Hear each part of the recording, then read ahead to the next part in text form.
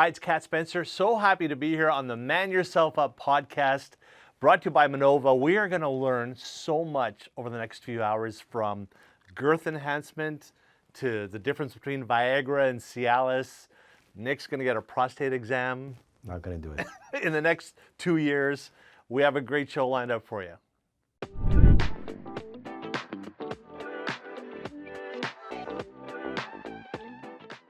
Hey guys, Dr. Kevin Zorn here with Nick Drossos and our guest, Kat Spencer. Welcome to our show, and we're going to be chatting about some of the elements of men's health that hopefully will stir your attention. I've known Kat Spencer since 2012. We're, again, part of innovative as you are on the radio. You reached out to me and your team to help raise awareness about prostate health. That was honestly one of the highlights of my radio career. I'm going to be honest with you, because no one had ever done this before, as far as I know. And it was Movember, right? It was Prostate Exam Awareness Month, and we decided to give away prostate exams to men who had never had them, but kind of like a contest. Like, hey, you're caller number 9, you win a prostate exam. And Dr. Kevin Zorn was brave enough to take on all these patients, and we did it live on the air. Who came up with the idea? Like, did you guys all sit around and be like, let's try a prostate exam live? And when you first heard it, were you like, oh, I like the idea? Or were you like, I'm not too sure? I remember learning by watching something on TV that goes, it's so preventative if guys would just get them done early. And that struck me, going, why don't we got to get this message out to guys that it's painless, it's nothing. I was a little scared, but I was like, okay, I put my hand up. I said, let's do this. It'll be something that I don't think has ever been done on radio. And Kevin was into it. Our bosses were into it. So we literally had a prize for men. Every day, a guy won a prostate exam. And then we went to your office and we broadcast live. The whole morning show was done there from your office. And we had, I think, a dozen men show up that had won their prize. And I think I was the first to go. But we did it. I know you're wondering, how does this work on the radio, right? So I remember we set it up because we wanted it to be classy and not make fun of it. So how are you going to get a prostate exam live on the radio? And I remember when it came time to do it, Dr. Kevin and I went into an office privately with the microphones live on the air, and my co-host was in another room. And we said, okay, guys, we're about to start the live prostate exam. But before we start, we have a top five funny things you don't want to hear from your doctor. It was a comedy bit. I can't remember. It lightens the mood, right? For sure. Exactly. So we did the top 5. I had my script. But what the audience didn't know is during the top 5, he was doing his thing, and I was having a prostate exam live. So when we hit the final punchline, number 1, and we're laughing, my co-host is laughing, I said, I want everybody to know that during that top 5, I had a prostate exam. Wait, what? You were talking while you were getting... Yes. So we were live on the air. We're in the exam, and normally when I do the exam, there's different ways. You can be on your side and tuck your knees in like a cannonball position and spread and then do your exam, or standing up and kind of perched over, and that's what he did. He kind of angled down and kind of a... So while you were on the air, he was... Again, and nobody knew because there was no screaming or yelling or anything. I've never done one. Does it hurt? You've never had one. Oh, no. How old are you? I'm going to be 49 soon. Okay, so I mean, the guidelines suggest, unless there's a strong family history, kind of 50 is where I tell my patients, your warranty's up. You want to look for problems before you have symptoms, because when you do have symptoms and you find something, it's not always the best result. So catching it early is the key. So aside from your prostate, which most people think the rectal exam is only for the prostate, well, if I can add up in a year how many other consults I refer patients for hemorrhoids, anal fissures, anal cancers, condylomas in that area. And they say about 5 to 10% of colorectal cancers are in that last segment, which, again, the length of my finger is, I'd say, like maybe 3 inches. And I'm sure most patients pass stool easily much bigger than the side of my finger. And, I don't have long nails. It's, we use a glove with lots of lubrication. And part of the trick that I've learned from one of my patients is, don't just go in. You just kind of put your finger. There's normally a natural tension that patients will kind of pucker up, and then you just breathe in. Here we go. And once you're in, it's just It's so funny because people ask, "What am I get punched in feeling?" the face, and I'm just thinking about this. I'm like, I can just feel it. Look, you've had tattoos, you've had a hair but transplant. It's psychological. It's 6 hours. It's I so understand. psychological. It's weird, especially medical stuff. You know, I was frightened of wasps until I got stung by a wasp, and now I'm like, I could care less. It's kind of the same thing, and I know exactly what you're going through because trust me, I was nervous too, right? And I tell my friends, I have so many friends that still haven't done it at my age too, and I'm like, in my experience, it was almost like getting your bum wiped very firmly, like a hard bum wipe. 3, 5, 6 seconds, it's over. There's no pain, there's no sensation of much. Maybe you feel like you want to pee a little bit. That's the only thing I felt. Like on guys with smaller prostates, I mean, when I go in, it's not like I'm gonna. Yeah, you're There's not like, a lot of movement. yeah. It's just kind of like you're in. I kind of sense how long your prostate is Okay. and how wide it goes, and it's kind of like a half circle, seeing if it's asymmetric. And what a urologist is feeling, if we're out there, you know, we're kind of feeling the thinner eminence of your thumb.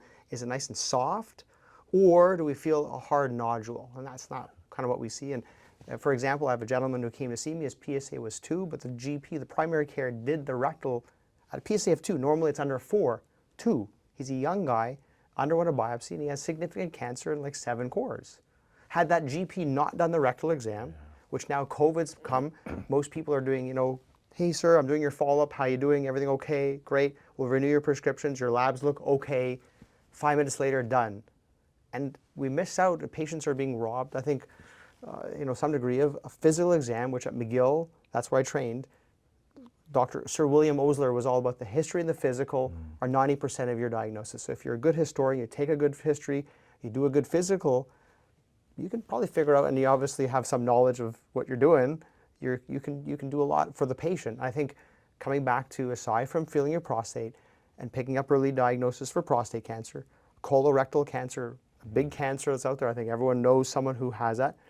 And it's a very internal thing, which unfortunately by the time you get symptoms, you're having blood in the stool, you lose weight, there's metastases to the liver, the survival changes significantly.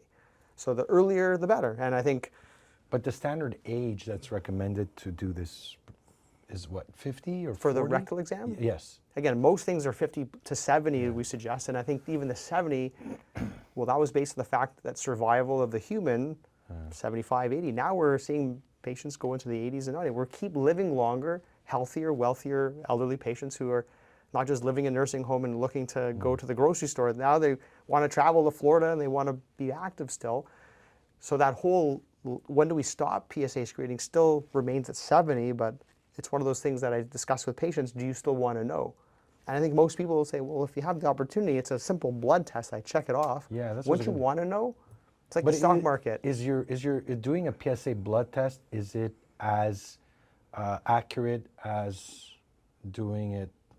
You know, I still, yes, it's still, I think, a good tool. It's not the best tool.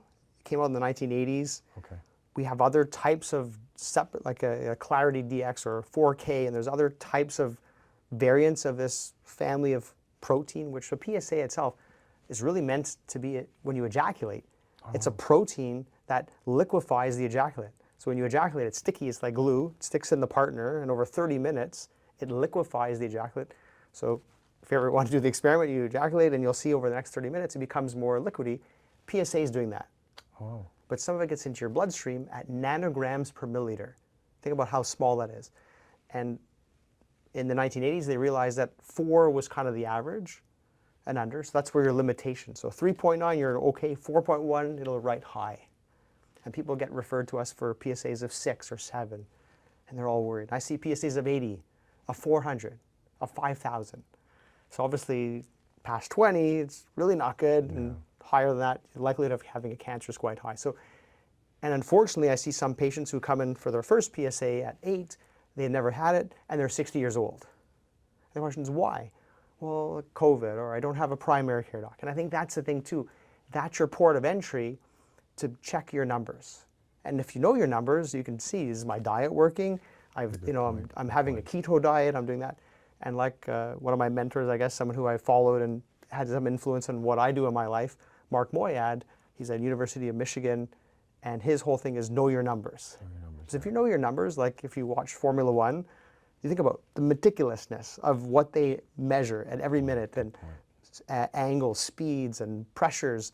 They can make those adjustments at the moment, and that could lead to huge outcomes. We don't have that yet. So, my dream is one day we can do a little finger prick, a little bit of blood like a diabetic, and once a month you just check, how's my cholesterol, how's my sugars, how's my hemoglobin. Oh, you get all that with a blood test, no? Right, but it's over here. You want something. Who likes that? And let's be honest, who's the nurse? First day on the job, third, and so there's that. Am I dehydrated? Are my veins good?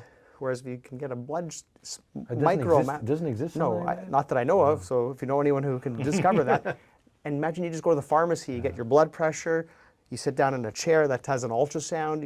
There's so many things that can be done as preventative, but that got taken away not too long ago under some of the governments where they said we're going to abolish that code as a kid when I went for my preventative yearly checkups, right? And that got taken away because now we are so backlogged that, you can only go in for a problem, and usually it's one problem. So if you have two problems, rebook another follow-up, because you only have about 5-10 minutes with a physician to go through that one problem. And that's not just like going through your gamut of blood tests, which can check your cholesterol, can check your other, sugar levels and other things that may influence your cardiovascular risks. So many guys are scared to go to doctors though. Like you must have stories where a patient comes to you and you're like, if you'd only come to see me sooner, right?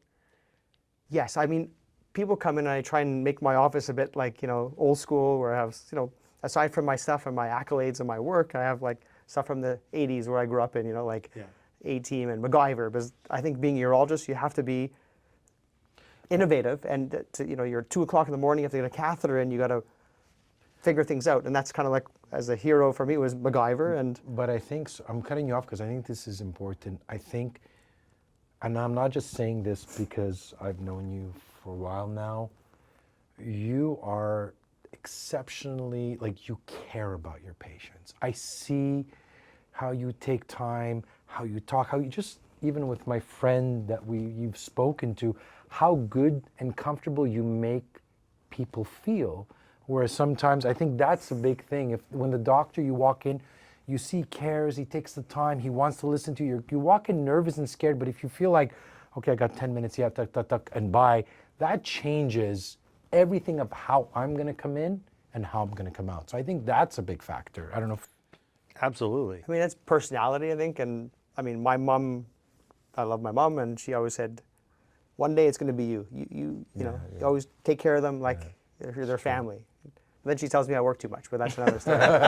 You never see it. But you care, that's why, right? But that's it, I genuinely if we had more care. doctors And it's like hard, you, that'd be great. But it's hard to fake that. Some people hard, try and then you see it. And I guess my biggest complaint, my reviews, is sometimes I'm late. I run over, and I don't sit there, okay, sir, have a stopwatch. I deliver the time. So when you walk out, a patient once told me, it's like, skiing on Rigaud and Tremblant, and they come and see me, and it's like going to Whistler. And you go back to St. Sever, it's like, It's true. it's hard. It's hard to, and you kind of want that. And I think that's kind of why I set up my own practice now, because I want to dedicate 30 minutes or 40 minutes with a patient. So really get to know them, not feel rushed. And sometimes explanations take 2 or 3 times, to get it. When you walk in these environments, and because of the stress and the anxiety, you gotta focus double more to keep and retain the. Because by the time you walk out, you're like, "What did he say? I was so nervous." So I actually take a paper or pad and I write notes and to really make sure I get. So I'm a drawer. I mean, before I became a urologist, I actually wanted to be a hand surgeon. I love the hand. I think that's a cool organ. But I did plastic surgery. You do have nice hands. Yes. No, I have tons of eczema. They're perfect for. Very kind, but eczema is not on my side. So, but I loved the meticulous of the hand, the things. I was a drawer, but I came to realize that it just someone cut off their finger. You did the surgery, then we were putting leeches on, and hopefully it maintains the finger. But it just wasn't as fulfilling as I thought. And then with my drawing background, that then portended to more in the educational. So I think when I've seen my patients, I pull it out. I show them on the wall. We have things I draw. I give them a copy, and then they can understand. Because to me, it's just so natural. I know all the things, but to some person, they look, and it's a bit of mystery. What's happening when I have an orgasm, or when I have an erection, or I can't pee well? What is going on? And I draw and I explain, and then they get it. And when you get it, you're in. You understand why you're taking this medication. And when they see them, I have a little ultrasound. So aside from being rectal, I'm beyond that. It's it's like how tall are you? Oh, you're 6'2". I don't know. And people refer patients to me, and they can't pee, and they're like, oh, my prostate's small. My doctor. No one knows unless you have an ultrasound. So I'll quickly do an ultrasound right there on the spot versus having them go to radiology and come back 6 months later. Where are we at? Who are you? So we measure, and we can, when people are like, how's my prostate? I'm like, it's growing, kind of like a growth chart, and you can realize, wow, things are changing. Let's get involved with treatments X, Y, and Z, and you can tailor it that way. So I bring in the drawing, educate, and I think that's part of, my grandfather always said, if you're going to do something, do it well, or don't do it. So those are all So when things. you go to get your prostate exam, like when you go to the dentist, you get a toothbrush, and you get a free artwork. Actually, he has diagrams and stuff that you can take home. And We'll go to the show and do it live. I'll pass out. we could do it on this podcast right now, where this is actually an intervention for you. We're here for you. Today's the day. I'm not ready yet. I don't have gloves though.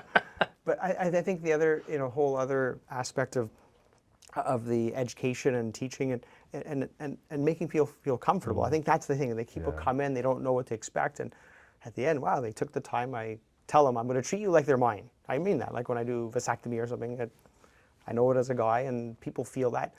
The drawing education that aspect helped. The last year, it's really cool, is AI. So I've tried a few other AI things. So rather than, hold on, sir, tell me about what's going on, and I lose eye contact, tell me that again, and missing out on a few things. Now I just, sir, can I give your permission to use a HIPAA approved, it's validated in Canada, AI scribe. So I'm literally having this open. Okay. Je peux parler en français and espagnol. I can speak Spanish or a bit of German to some patients. And then whatever we talk about gets word for word put into the AI, and then it generates a medical note, which most GPs are like, how did you write that? Who's writing that for you? I'm like, well, ChatGPT. And that then leads to more, I think, deeper conversation, and we can spend more time doing things of the counseling and educating. It's multilingual, and it's great, and it's for medical jargon, and I think that's the way, I call it MUGA, make urology great again, because urology is, because if you look up, we talked about it on one of the other shows, urology is amongst the highest stress level jobs, among 800 plus jobs, and you're kind of like, why is that? Well, volume of patients, the sensitivity of what we deal with. That's true, huh? Surgical and medical. So during COVID, guys can't pee. Well, you gotta help them. And men live older now, and also women have other urological issues, and more of these cancers come out. We have to deal with them. And plus, our OR time's kind of moving down. We don't have enough nurses. We're all in our 50s or almost 50s here. And what's scary, as I'm getting older, I'm realizing all the stuff is going to start coming out. Oh, I'm going to have to, do all the prevention, but there's things that are going to be out of my control, and I know all these tests I'm going to have to start doing all these new tests and following up. It does create anxiety as we're getting older, and I'm thinking, okay, I'm going to try to put everything I can in my favor to eat well, exercise, sleep well, meditate, reduce my stress. And then there's the part of genetics, like we talked about, that's out of our control. Mm-hmm. So what do we do to avoid coming to see you? How do we keep it together as men? We're living older, and what can we do? Well, I think you could set a time for yourself. You have to make time for yourself. You don't find it. You got to set aside, if it's early in the morning, protect you. I would say there's two things you can't buy: time, health, and you got to take care of the vehicle. The vehicle. So it's your one and only that takes you through life, and so you got to do the exercise. Certainly there's going to be a genetic loss over time of your functions, of your flexibility, and you can't control that. But what you can control is maximizing it to its potential. Good point. So for example, I saw a guy today who came in to see me for consultation for erectile dysfunction. He had bypass surgery in 2009, lots of alcohol, he was smoking, on tons of medications. And my nurse came in saying, look, he stopped all of his medications 2 years ago. So I'm thinking, who is this guy? You know, this is going to be, he's negligent and so forth. I walk in the room, 189 pounds, good sized muscles. I'm like, wow, like, you know, and we pull up his labs from last year, all normal. No medications, cholesterol low, good hemoglobin, good testosterone. All natural. All natural. So his issues, I think, dated back to, he had a back surgery and he also had probably some underlying damage. So, you know, but you're saying there's a natural decline, you're smoking, so forth. You cause irreversible damage, your blood vessels. He had bypass surgery. Well, but no other issues since. He's active, he's exercising. But again, just to show you that this So you person, you could reverse it. so this guy, he says he jogs, I think, like 5 kilometers a day. He's doing weights. He can curl like 40 pounds. Like from a guy who was 300 pounds, used to smoke. So yeah, I mean, we've all witnessed people who've healed, who've taken themselves to a next level, and you can do it. I think it's just about determination. So what does that mean, determination and passion, and to you know, resilience, and if you put your mind to something, I think you can accomplish a lot. I think that's the key, is that how do you find that trigger? And I've got 2 young kids. How do you initiate drive, ambition? Key then is getting the rhythm, picking, you know, doing something regularly, repetitively, versus like I see sometimes my kids, they're waking up early in the morning, they go to school, they come back, we put them to bed. Friday comes along, there's a ped day, they're up till 3 in the morning. They could do that. Like, you're right. they could do. I've seen my son, like, literally, I woke up at 6 in the morning. I opened the door. I'm like, what are you doing? We did a 24-hour video game. Are you crazy? Get out of there. I pulled everything up. They could do it. I mean, think of us when we were young, 17, 18, going to clubs. I would go out, literally go to bed at 4 in the morning, go You eat, felt it the next go day. eat at La You could do Fleur's. it. You can do it, but 2 you hours felt later, it. I'm at the gym. I was fine. Now, at course. like 10 o'clock, I'm like trying to like keep my eyes open. Yeah, I'm excited to leave. I want to do an Irish exit and go home and sleep because I want to wake up early and go to the gym or whatever it is. Like I got, you know, I think that's, you know, you don't have that same reserve, but at least going back for your style, you know, if you were doing that regular, your body got into the rhythm, it adapted. And so, you know, if you look at the testosterone levels, there's going to be circadian rhythm. So if you did your testosterone, it'd be like 2 hours after you wake up. So you have to go get your blood drawn at 5 in the morning. Good luck with that. Yeah. How much does sleep affect your testosterone? I mean, we kind of looked at what are the natural ways you can increase your testosterone. Whatever I think sleep is part of you know, that cycle. And why is that? Because you're sleeping, your body is. What's your rest time? It's like when you go to the gym. Your gym is not where you get the muscle. Yeah. You're causing micro tears. When you go home and you eat well, you have your protein, you go to sleep, and that's when your body has an opportunity to repair itself, from nerves to tissues and so forth. So if you're robbing yourself of that, then you're going to function the next day living off of cortisol, which is a stress enzyme that we all pump out, and sometimes it, you know, we can live and gives us that extra boost during stress. And I guess that's we talked briefly about, is living through the stress. How do we suppress it? What is its impact on our health? By not sleeping well, you're just adding something that I think overall is not good for you. Is it accurate? It's 6 to 8 hours. Like, is that the minimum we should have, or is? Well, the science suggests that as a human species. I know we've kind of taken what was once, I think, in 1919 is where we passed the age of 50. Like most humans were, like we would be. This is it. This is our last year. Like now we're pushing 80s, and so why is that? It's like good medicine. We treat cancers. We have, you know, better quality of life. Plus, we have all the science going to it, and I think we are, like, just turn on the shower with hot water. Like the King of France had to get people to bring them hot water. This is, we take it for granted. These are all the luxuries we have. So, you know, sleep is, I think, super important, and for those who work out, for those who, you know, when you took your nap, when we're on vacation, I want to take a nap. It's a beautiful thing. You wake up, you feel relaxed. It's incredible, and I think that's probably what charged your batteries and kept you going. Yes. Now I noticed you two are in fairly good shape, and I want to ask you guys, like, where's the motivation for that? Because so many guys, our age and my age, they can't get motivated. Yes, the doctor says, you know, you got to lose a few, and I've heard that too. And how do you motivate yourself to say, I need to go on the treadmill, I need to move today? I mean, I'll start first. Back in the day when I was a young kid, it was the YMCA. You know, it was after school. I'd go because it was more my social life. You know, you get to meet people, and that was the fun thing to do. And yeah, that was my workout. Now it's the mornings, because when I wake up, it's the first thing you can do, and you do it for yourself. And once you do that workout, like I go to Orange Theory, and I don't have to think much. It's all built in the cardio, the weights, and when you're done, I feel like $1,000,000. It's just, you come out, your endorphins are pumping, you get some food, and throughout the day, the stress or whatever, I feel good. I don't know, there's a naturalness, like a runner's high. I don't know, you know what I'm talking about with the endorphins. Absolutely. Like, I'm pumping through my blood, all the oxygen, you know, it just, you feel good. It's a gift to myself. But it does, you know, you gotta set the alarm, and like anything else, you do it for, like, I think 21 days. You don't have to think about it. Just like you, I'm sure back at your high point in your mid-career, you didn't even set your alarm. You knew you were gonna wake up at 3 o'clock, because that was your routine, and you train your body, and once you get that routine, it's easy. So building this routine and putting it first, for me, it's the mornings. You got to put it in your calendar as if you have the most important business meeting. And I have my clients, and I tell them, like, you know how that meeting that you have, it's a meeting with yourself, with me to exercise, because you're always going to find a reason to push it out.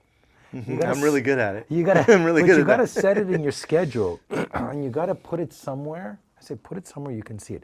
Put it on your door before you open it in the morning. Put it somewhere that you can know that from 2 to 3 p.m. Monday to Friday, this is the time I train. Anybody calls me, I'm busy. What are you doing? Don't even tell me you're training, because you're gonna feel bad to say I'm training. I have a meeting. Because if you tell them, oh, I'm training, it might be like, oh, I feel bad, and maybe I should cancel it, I should go to this meeting, I have some. No, you put it just as equally as important, because your health, without it, you can't do anything else. It's like the foundation. It's the engine that's going to make everything move. And when I did my fellowship, is Dr. Aryeh Shalov. He got into a car accident. Someone hit him, and if he wasn't in the shape he was, probably wouldn't have made it. You know, I think that there's that resilience that I like to think that if there's ever something bad that happens and I have to run to save my life, I can. And then it's just like the survival of the fittest. Like, and at the same time too, part of men's health, I think I kind of feel now I gotta You lead by example. lead by example. So Especially it's when you hard have to come to a kids. doctor and you're sitting there and you're a bit overweight and you're unfit and you're telling the person, sir, you should lose weight. You know, even though I try and do this with my children and tell them, they apparently know more than me with TikTok and ChatGPT. They have better answers than me. That's a whole other generation thing. But I look at your boys and I look at my son, and it's not what you say, it's what you do. At the end, they're looking at what you're doing, right? And I remember when my son was small, it was hard to get him to train, so I would tell him, just come and watch me. I would give him the iPad, I'd be, sit down, just keep me company. And he would be on his iPad and I would train. I was trying to record everything I was doing, subconsciously. And then as he got older, he was like, oh, Dad, I want to train at 10, 11, 12. Now he's 16. I don't have to tell him. He's into the training, the martial arts, everything that I'm doing. And it's also a moment that we share together. So that's definitely one of my motivations, is as I'm getting older, I look at my son, and when he's going to be 25 and I'm going to be 55, I want to be there next to him, you know what I mean? So that's one thing for me that keeps me going, and something that I also enjoy doing with him, you know? And so many men need a wake-up call too sometimes. Like you mentioned, the guy with the back surgery who's now, sounds like he's ripped. Like a lot of times, unfortunately, it takes something bad to go, okay, now the light bulb has gone off. Now I got to take this seriously. most men are. Like we don't sit down like this and chat. Hey guys, what do you got? Let's meet here today. Let's go watch the game. Okay, cool. And how's everything going? It's soft discussions, and we don't say, hey, did you go for your prostate exam? What are you doing to preventative health? It's not in our typical things. Women will go through it and do your mammogram. Then they'll do that. Men, it's not in our nature. We're quiet. We were like cavemen. We will sit shoulder to shoulder to watch a screen. We're going to watch some TV, and that's our time together, versus digging in and going into the granular aspects of health. And I think that's the thing that men don't have.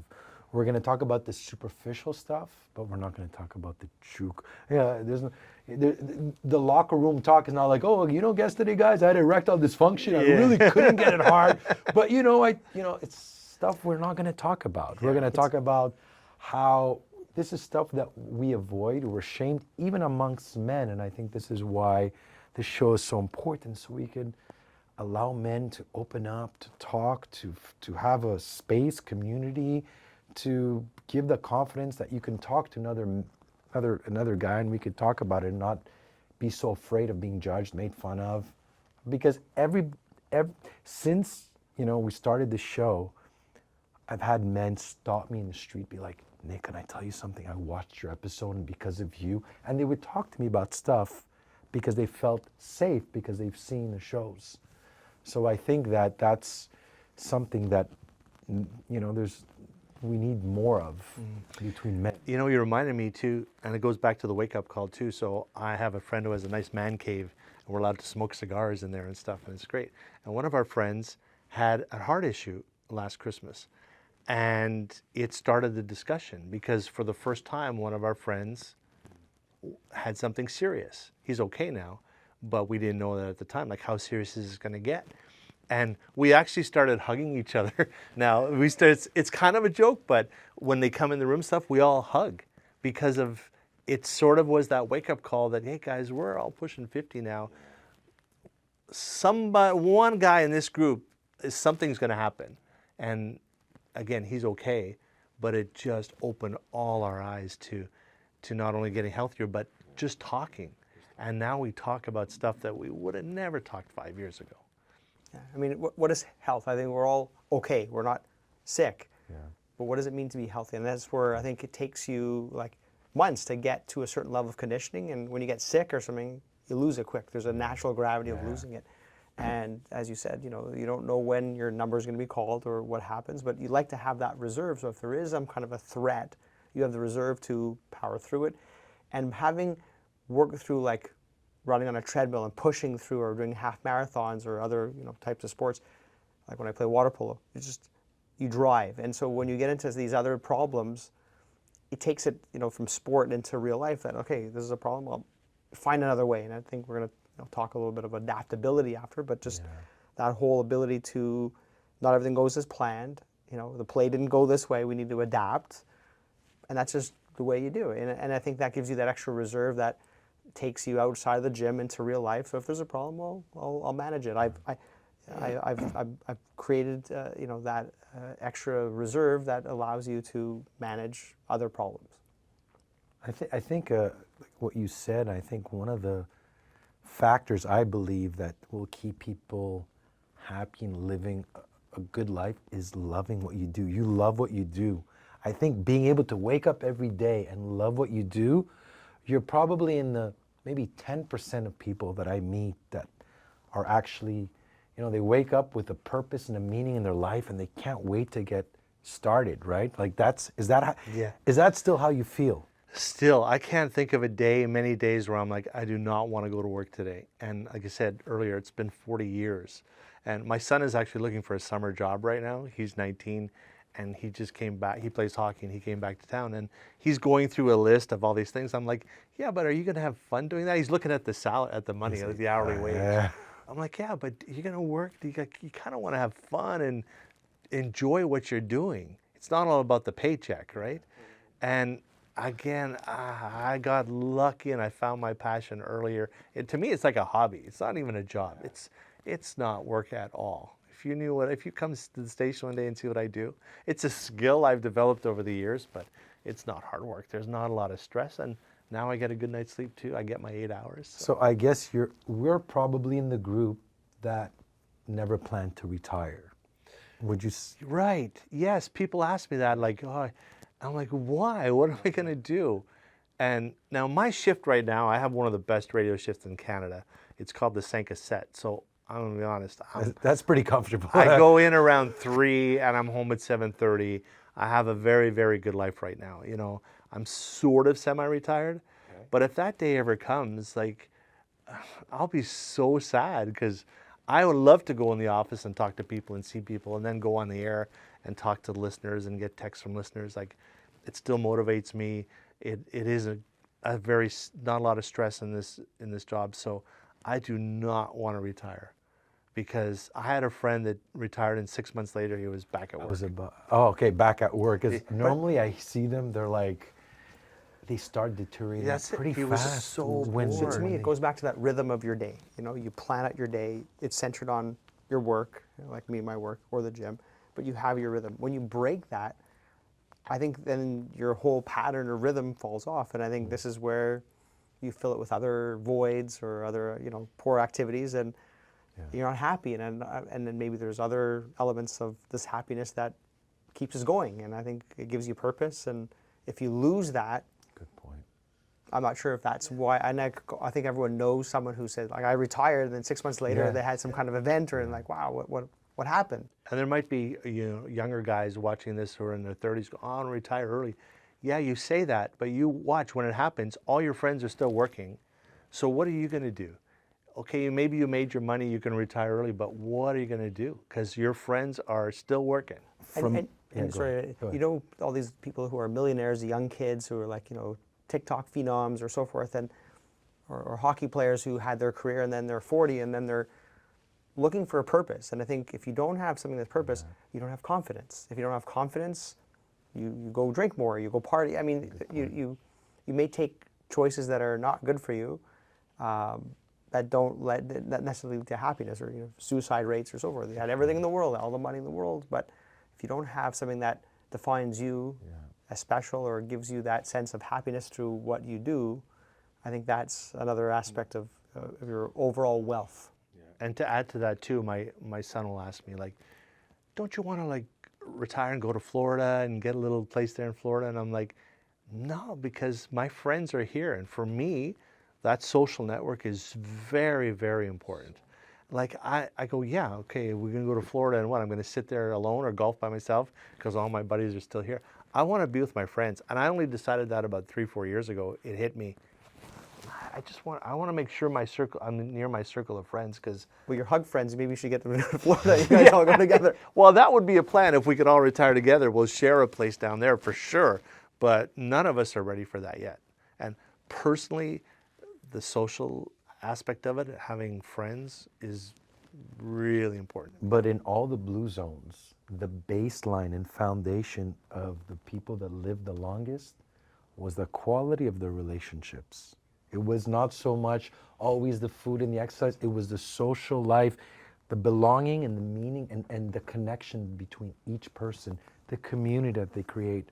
Because I believe being lonely is, Without a doubt. it's probably the worst thing. You know We're what a I mean? social animal. So, yeah. We are a social animal. Yeah. And I think that's the way we're humans and so forth, but we're part of the I mean, animal I'm species. I'm assuming during COVID, this is why people were in therapy, drinking, drugs, because they were either isolated, they didn't know how to manage it. It also, I believe, brought out anything that was, you've been putting under the rug or hiding, because and everybody was living the same circumstances. And I think it brought like a light to where your life was. Except for medical personnel. Oh yeah. Everyone else is at home. Yeah. My wife's a nurse and I'm a doctor. Like, my poor kids are like, everyone else's parents are with them all the time. I'm like, my parents are not around. That's true. So, not everybody, but I think, but at the end of the day, the whole isolation and loneliness and anxiety and purpose. And then during a medical consult, I don't ask, there's no measure, like, how stressed are you today, And if you do sometimes dig in, some of the symptoms people have for urinary or whatever are related to stress, anxiety, and other things. But we don't know how to measure it because we never really cared about it, which is, not something that we dug into. And all those things you mentioned too, you don't know that about yourself too till later in life, at least for me. Like when I was, I'll say 30, 35, I thought I knew it all and I knew everything about myself and life. And it was fine, like later in life when I started realizing, oh, I'm this way because of that, and I'm this way because of that, and I'm this way because of that. That takes a long, long time to discover exactly everything about yourself, or why am I lazy when it comes to exercise, or why am I not affectionate, or whatever. These are all things I discovered like later in life. Do you think, I agree with that. And sometimes, if you look at like an ant, like they're born, they're hatched, they're functional, you're like part of the worker force like day one. here as a human species, it's like, what is it, maybe 14, 15 now with my kids, like current generations, maybe it's 30 before you move out and before you start getting into this self-reflection and who you are. And do you think that's genetic? Do you see that because, hey, mom was like that, dad was like that? Is this going back to observing and what you were as a child, as you brought up, Nick, with your kid watching you? Yeah. And or is it life experiences, things that kind of directed you? Absolutely. I would say it wouldn't be genetic. Also, I left a home at a young age, like I said, but my upbringing, I think, had a little bit to do with it. But once I left Saskatchewan and saw the world a bit more and saw what was out there, and So you're telling people from Saskatchewan to leave Saskatchewan? Or is it- I tell everybody leave home. I'm a big proponent of get out of the house and go see the world a bit, whether it's Canada or travel. If you can get a job, try it. You can always come back. That changed my life, the fact that I left Saskatchewan. It's not a shot against Saskatchewan because the people there, my family, all live great lives and they're great people.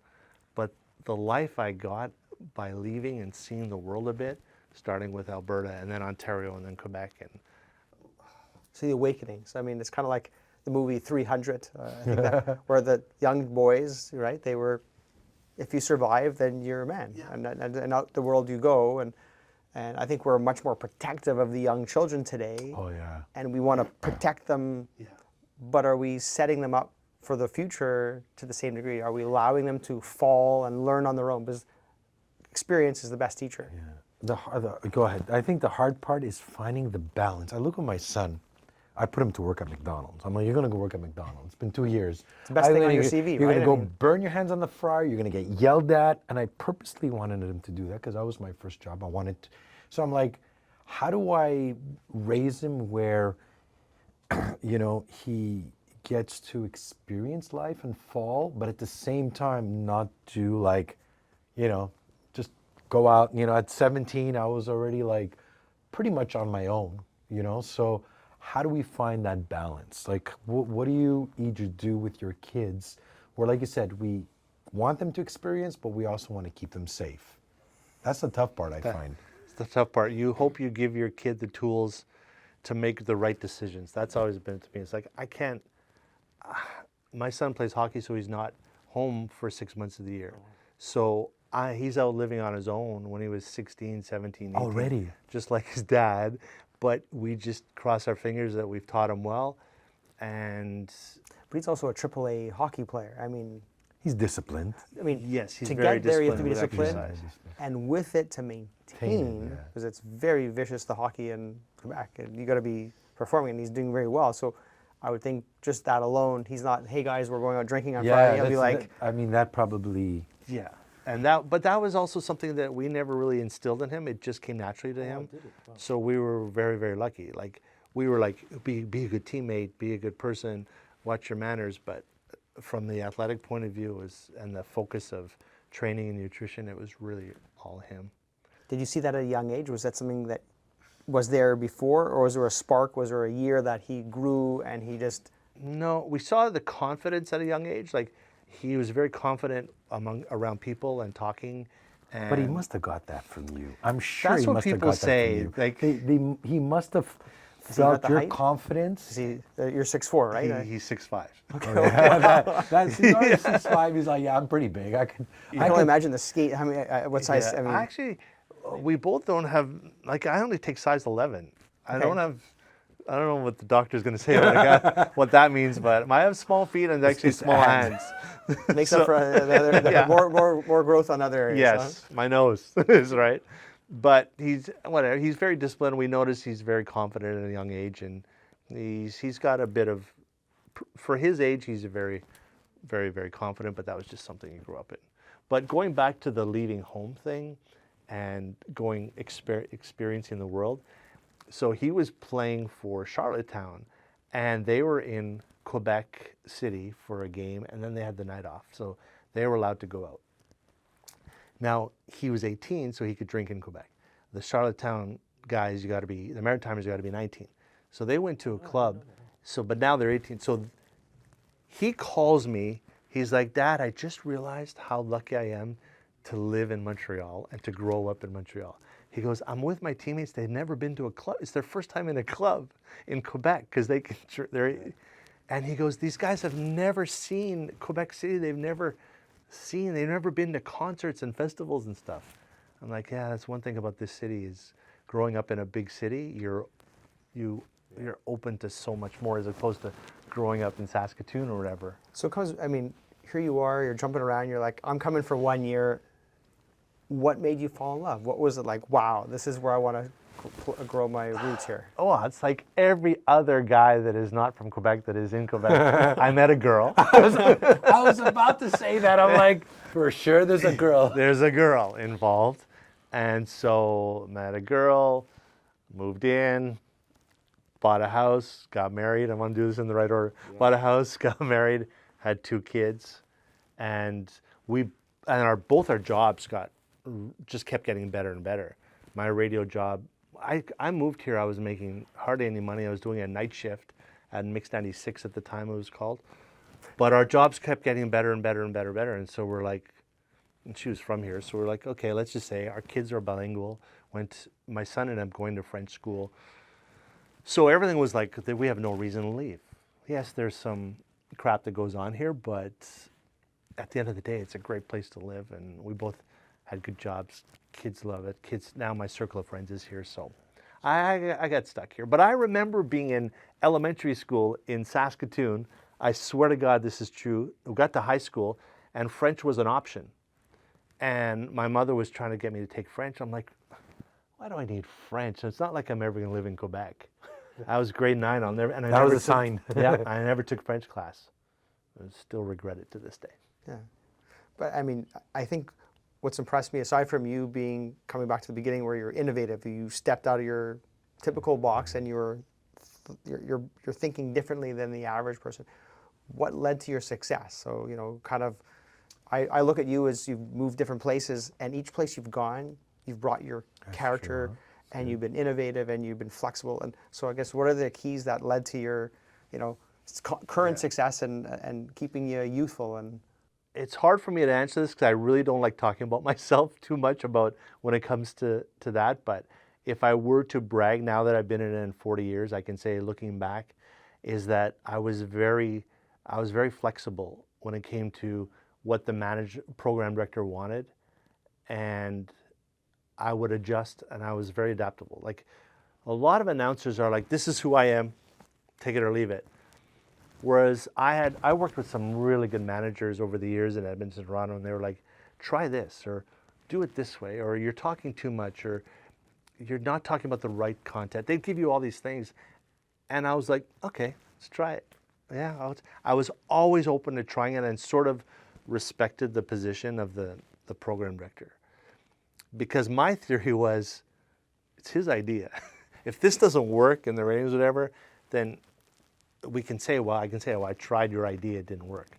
But a lot of guys and people in broadcasting will say, no, that's not going to work, or I don't want to try that, that's not me. And I was always really flexible and open to change, and let's try it. And I'll have managers, and again, I know I'm bragging now and I hate doing this, but I will have managers that say that I'm one of the best employees to work for because I'm open to anything. And if you look at this, like the statistics of someone in your career, like engaging, someone comes to you, hey, Kat, what's my future in radio broadcasting? What's my statistics that I can do what you did? Are you part of the 2%? What's the lifespan of someone getting into that space?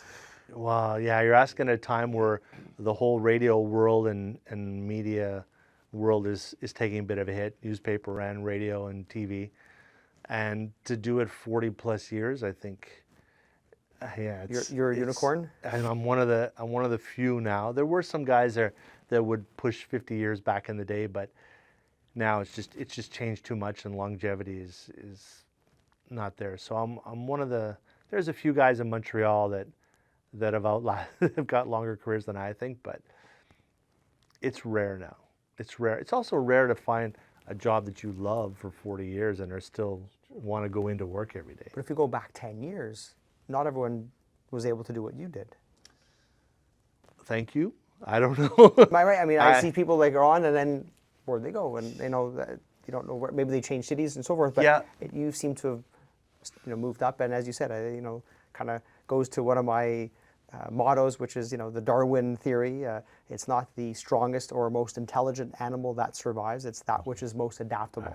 Yeah. So I think it goes back I to love that quote. Yes. it's like I call it MacGyver, because it's like you're in the emerge or something happening. There's no chapter on like this gentleman's anatomy. You got to like figure it out. I'm going to try this and this, and you'll Yes. adapt, and that's what leads to I guess keeping going and moving forward.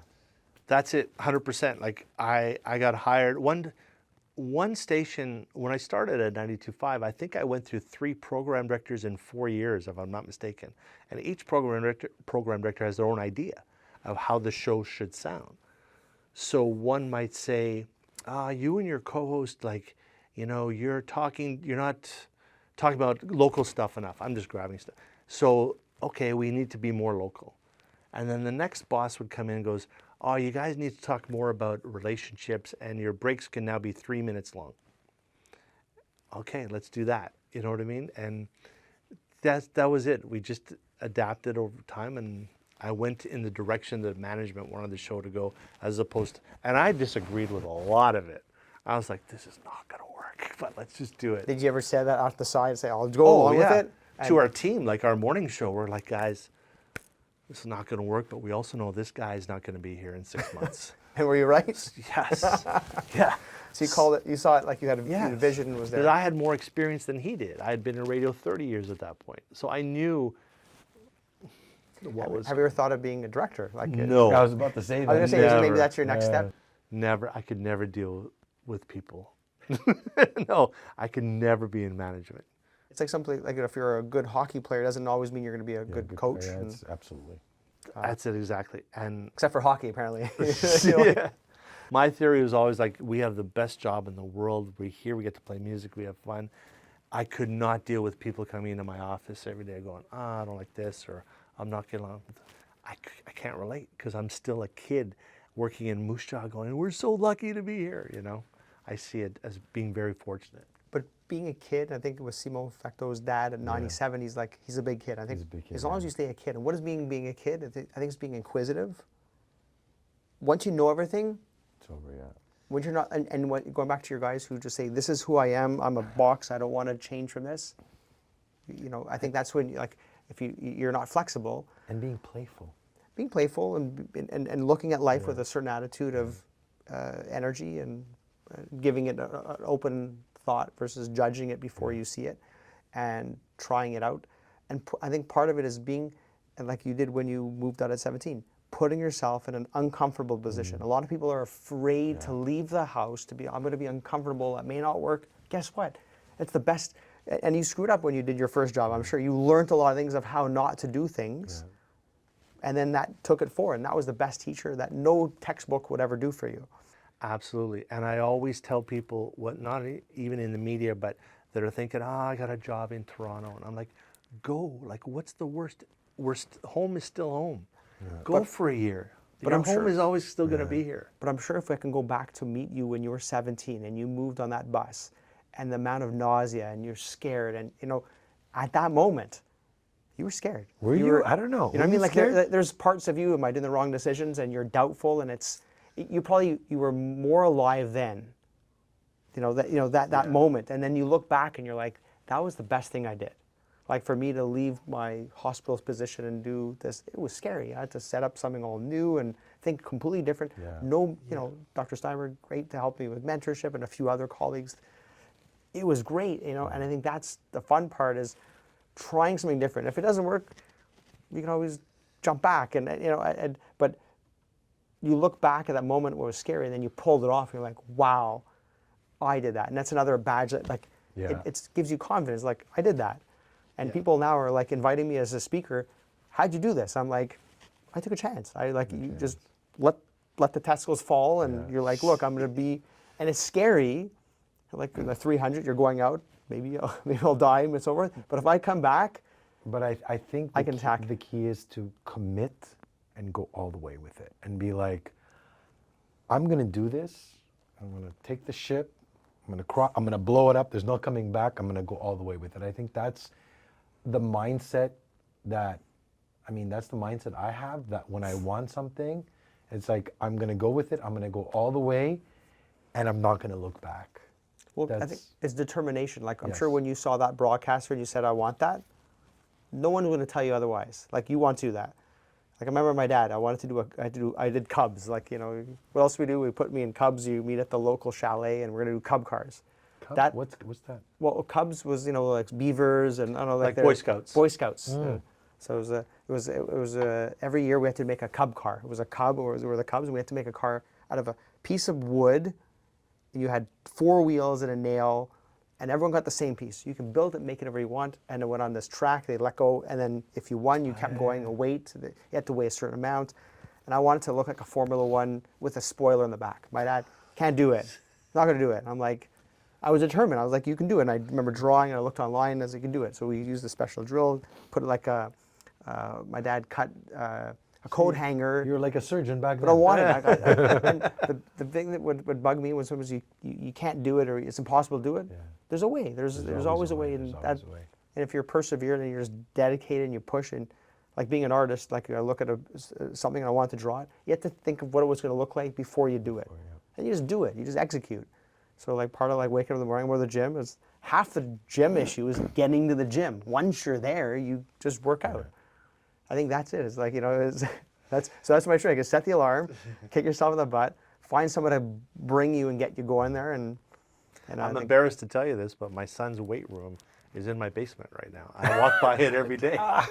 Yeah, but No. I have a gym downstairs too for my kids. They work out, and it was great during COVID, but I don't know, is it the music? Is it the just... I'll tell you what it is. It's leaving the environment and going somewhere else. I have a gym. It's in my home, my gym. But sometimes I like to go train somewhere else just to be outside somewhere different. I think it could just be that, but I think it's also to find the motivation to be like, okay, and start small with very little expectations, and don't say, you know what, I'm going to start by just walking 30 minutes on the treadmill. Every day, start with that. Do it for 3 weeks. Okay, now I'm going to do 15 minutes of walking on the treadmill, 15 minutes of some strength, 3 weeks.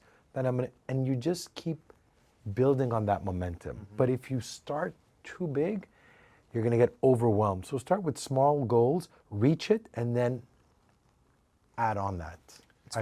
I find that to work with clients that have a hard time starting to train. I'm like, just start with they're like, oh, Nick, what do I do? 30-minute walk. Well, no, do that for 3 weeks, then come back to me. Yeah. I tell patients too, like, oh, I'm like overweight. And I kind of go over there, like, come to see me for ED and erectile dysfunction, like, what's my problem? Like, well, you're a guy. It's, you're over the age of 50. You're on these medications. So boom, boom, boom, you're already at that risk. And we just get into, by the way, coming back to the medical aspect, erectile dysfunction, like that guy who had that bypass we were talking about in 2009, I was like, he was seeing me for ED, he's like, how long has it been over? It preceded, and we know that erectile dysfunction precedes heart disease, sometimes and heart attacks by, 5 years. So when people come to see me for that, we'll talk about who's your cardiologist, what's your cholesterol. And the only reason that guy's alive was he was mowing the lawn. He told me this today. He was like numbness in the jaw and hand, which is quite classic, and chest pain. He wasn't going to go to the hospital. He was going and then his girlfriend at the time said, no, we're going right away. Threw him in the car, like literally threw him in, drove him to the Jewish General, and within, I think, 4 hours, he was having angiogram and then had heart surgery. And if he hadn't done that, like, and again, it goes back to men, and we don't want to seek medical attention. We're afraid, just weird stuff. But coming back to the taking care of your labs and your erectile dysfunction, I think those are all the things that we just don't ever talk about. So. But it's also, I think, when men, we go in, we're like, just give me a pill. Like, it's so much easier, Well, just give me a pill. I have a picture on my wall. It's a lineup of surgery and pills, and then there's lifestyle modifications, like for... See, you have that on your... And and the person's just sitting there, no one's coming for that. And I always like to say baby steps. Patients are like, 230 pounds, and, okay, sir, well, what's your ideal weight? Like, what was your best, like, cat weight? not to put you on the spot, but it's one of those ones that like, oh Right my God. now. What's wrong with this? No. You mean when I was younger? Yeah, if you could be any weight, what would it be? Oh, I would love to be in the 220 range, to be honest with you. But that's the idea, is like whatever it is now, next time I see you, try to get down to 5. Like if it gives you something like, oh wow, like I'm realistic. And I'm like, sir, half the issue is, aside from going to the gym and so forth, is portions. I'm sure when you go for the second portion, I always say like hand therapy. Here's your plate, get smaller plates, or just put your hand on part of the plate. Don't fill that. Yeah. Actually, I do have a drink more friend water. that he went to the gym to sign up at a gym. He goes, I'm going to lose weight. And the owner of the gym took him for the tour, and at the end of it said, you know what, I'm not going to take your money because you don't need this. He goes, you just need to go for a walk every day for 30 minutes and cut down on your portions. The gym owner told him that, and it worked. I saw him and go, what'd you do? He goes, I just walk. Every night I go for a walk. Like gas in, gas out. So, you know, and I think a lot of issues, people snack at night. I don't know if you're like in your things, you're like, busy day and and you don't see it, right? Because it's small, right? You're like, I'm snacking a little bit here, a little bit there, but all those little snacks at the end add up. That's why a good thing you could do is just write down everything that you eat. And because a lot of times clients tell me, I eat really well. Are Write there down apps everything for, you like, eat. People are lazy, let's be honest. No, people write down, but are there things that you can take a picture and it tells you what calories are? I've done that with clients. Every time clients who want to lose weight, I go, every time you eat, before you eat, you got to send me a picture. So they're embarrassed to send me the picture. All they got to do is take a picture and send it to me. I'm like, they're like, oh, shh. Do they have to show the whole portion, or is it at the end, take a picture of the empty plate? There was chicken here. It's all about accountability. That's really what it is. Yeah. A lot of it is that. A lot of people know what they have to do. It's just finding the motivation, finding the discipline. But it's immediate gratification. Like it's like smoking. Is, like everyone knows that smoking is not great, but it's not going to kill me today. But when I have a cigarette, not that I smoke, I've never smoked, but not that I endorse it. But there's that immediate nicotine, right, and then you get the relaxation. But yeah, maybe it'll hurt me later. Like tanning, you get nice color, great, but if it causes, it's going to be down the road. Well, I'm going to start working out more if you start going for your prostate exam. Right now. Yeah. I'll send you a picture of me at the gym, and you send me a picture at Zorn in the back, Kevin's office. We'll put it up there. It's time, no? He's 50. I mean, again, it's like anything else. If you believe that, for your gym, you're asking patients to, your clients to check their weight, check their things. Those are the numbers you need to do. Yeah. And like your car, why do we take your car? You take your car for checkups. There's it's a light that shows up. Bring your car. My car is working well. Why? Because it's just easier to change the oil and do a quick little thing. It's easy. Yeah. In this case, your prostate's getting bigger. Okay. And aside from the prostate cancer, which 6% men could die of, and we catch it early, and there's a lot of therapies, and I think everyone knows someone who has had or maybe is dealing with prostate cancer, but they're here and they're moving along. We have different lines of therapy. It's amazing what we've done, and since Charles Higgins discovered the hormone profile, and now we have different targeted therapies and all these curative stuff, and we have PSA. Whereas for women for breast cancer, it's in the shower, or maybe the partner is examining, but there's not much biomarker. So we are lucky in that way. But more important, kind of why I opened up BPH Canada, was men who don't have cancer. Well, guess what? Your prostate's going to go through puberty, and it ain't going to stop. It's going to continue to grow disproportionately the central area around the urethra, where you're going to sort of, progressively have like an asthma attack, but in this case, not empty your bladder, go into retention. And that's the worst part is, and I came close to drowning at some point earlier in my life, and maybe it led me to be a lifeguard, which goes back to your first job where no, I didn't make money, but man, I had fun. It was just, you were a teacher, you were a coach, people look up to you as a role model, these 8-year-old kids wanting to be like you. Like Baywatch days where that was a cool thing to do. Now you can just, everyone can do whatever on TikTok or so forth. But again, that was to me a great opportunity.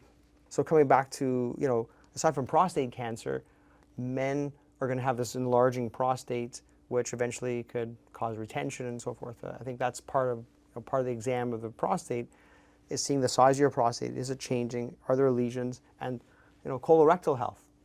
Do we talk about that? Like, it's not sexy, but hey, we've all had some severe constipation, hemorrhoids or fissures, and you know that ain't fun either. So, you know, if there's prostate, we've got it pretty easy compared to what women have to go through. So when you're saying I don't want to have a short 10-second prostate exam, think about the female viewers out there who are going for mammograms much earlier in life, or pap smears, which, you know, quite invasive, and doing this yearly from the time where they're earlier sexually active to later on in life, and then cervical cancer and so forth. All these things which unfortunately are not picked up early. So I'll take that any day compared to what a woman has to go through. And aside from the complexities, for us is, you know, what shirt am I going to wear today? Do I comb my hair? You know, do I change my socks? To what women have on many levels, a different level of stress and being judged amongst themselves. Like, I think See, it's turning into an intervention for you, really. What this Yeah, is. like you didn't know that, did you? I don't do good with any medical. But you know what's funny? It's really weird. Why is I the get anxiety? You are exactly. But just let's get- ask the question. I like to dig in people's questions. When they come in, they're like, I saw a patient the other day and he was super anxious, and he recalls now when we're going for surgery, he had a hip surgery where he woke up from his spinal as they were prepping with his leg over his head. So from that point forward, he's super anxious. I think there's also an anxiety built in. Yeah, there is.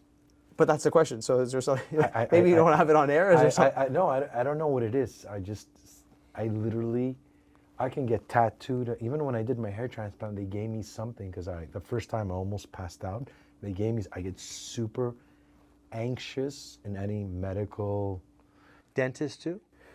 Even, I hate dentists. I removed 4 teeth because I wore brace. I passed out. I don't do good. I don't do good with Are you afraid of the pain, or just afraid No, of just I hate the losing whole, control, like giving control to someone else? I hate the whole feeling of the environment, the chair, all of it. You know what I mean? And my wife's a surgeon, right? So it's weird because I've seen her like do surgery, and she has them on the screen, and I've watched it, and I'm like, oh wow, that's cool. You know, like it's not the image, it's the whole feeling, the light.